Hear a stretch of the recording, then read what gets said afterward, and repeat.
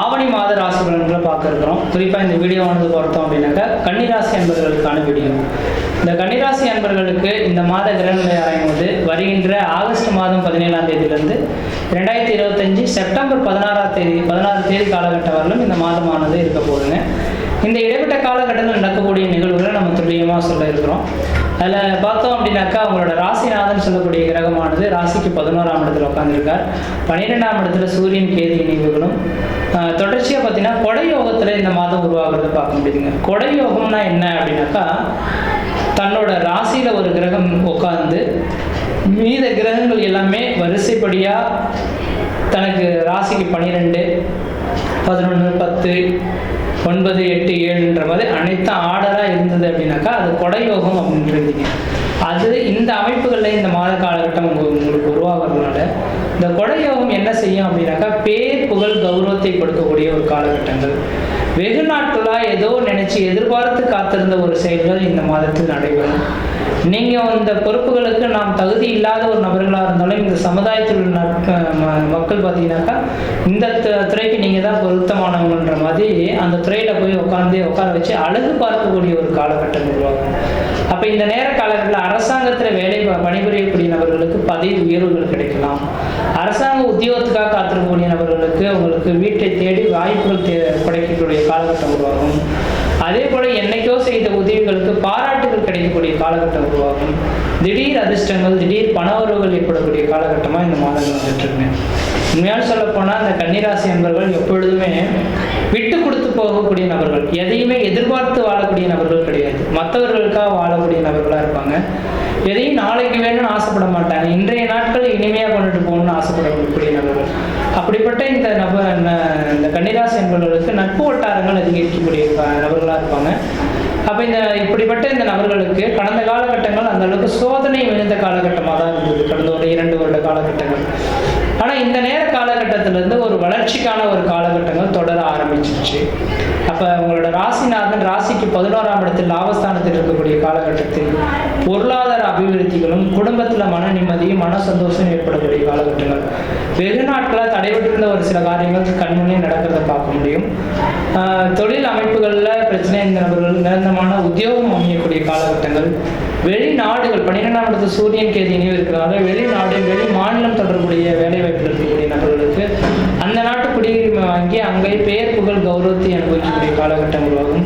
தனியார் துறையில் வேலை செய்யக்கூடிய நபர்களுக்கு உங்களுக்குன்ற ஒரு அங்கீகாரம் கிடைக்கக்கூடிய காலகட்டம் உருவாகும்.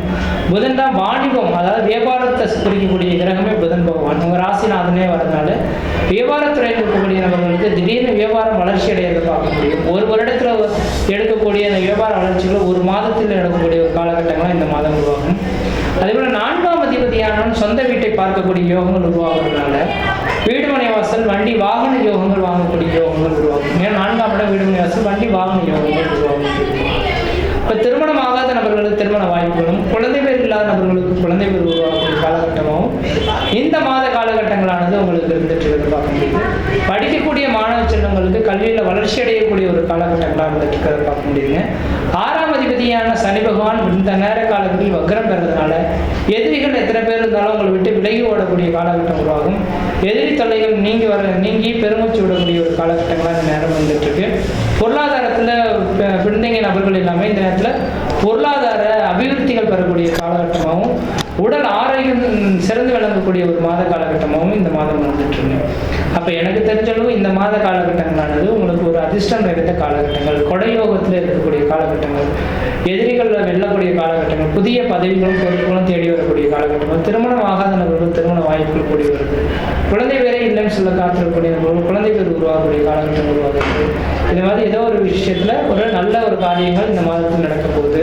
அதே லக்னத்தை உங்கள் ராசியில் செவ்வாய் பகவான் இருக்கனால பேசக்கூடிய விஷயத்தில் மட்டும் கொஞ்சம் கவனமாக பேசுங்க. என்ன பேசணுன்றது சிந்தித்து பேசுறது நல்லாயிருக்கும். செவ்வாய் ராசியில் இருக்கக்கூடிய காலகட்டத்தில் சட்டுன்னு கோவப்பட்டுருவீங்க. அப்போ இப்படி எப்போதுமே கோவப்பட மாட்டாரே, ஆனால் இப்போ கோவப்பட்டாருன்ற மாதிரி மக்களுக்கு இருக்கும். அதனால் இந்த இடத்துல கொஞ்சம் கோபத்தை குறைத்துக் கொள்வது ஓரளவுக்கு நல்லாயிருக்கும். அதே வேளையில் பார்த்தீங்கன்னா 7ஆம் இடத்துல சனி பகவான் சசயோகத்தில் இருக்கிறதுனால முக்கிய பொறுப்புகள் உங்களுக்கு வைக்கக்கூடிய ஒரு காலகட்டமாக இந்த நேரம் வந்துட்டு இருக்கீங்க. அதே வேளையில் சசயோகம் முக்கிய பொறுப்புகளை கொடுத்தாலும் கணவன் மனை உறவுகளில் கொஞ்சம் பிரிவுகள் வரதுக்கான வாய்ப்பு உண்டு. இப்போ கணவன் மனை உறவுகளில் கொஞ்சம் விட்டு கொடுத்து போகிறது ஓரளவுக்கு நல்ல பலன் கொடுத்துரும். விட்டு கொடுக்கல அப்படின்னாக்கா அது சாதாரண பிரச்சனையும் பெரிய லெவலில் 4 பேர் பேசக்கூடிய அளவுகளுக்கு உங்களுக்கு பிரச்சனைகளை வழிவகுக்கக்கூடிய ஒரு காலகட்டமாக இருந்துகிட்ருக்கு. அதனால் கொஞ்சம் கவனமாக இருந்து செயல்படக்கூடிய காலகட்டமாக இருந்துகிட்ருக்குங்க. இப்போ ஃபைனலாக சொல்ல போனோம்னாக்கா இந்த கன்னிராசி அன்பர்களுக்கு இந்த மாதம் கொடையோகம் செயல்படக்கூடிய காலகட்டங்கள். கொடையோகம்னா என்னங்க? தனக்கு கொடை பிடிக்கக்கூடிய ஒரு நபர் பக்கத்தில் இருக்கிறதா இருக்கும். அப்போ என்னங்க, யாருக்கெல்லாம் கொடை பிடிப்போம்? இந்த உலகை ஆளக்கூடிய முக்கிய பொறுப்புகள் இருக்கவங்களுக்கு மற்றவங்க செய்யக்கூடிய தொண்டு அப்படின்றது.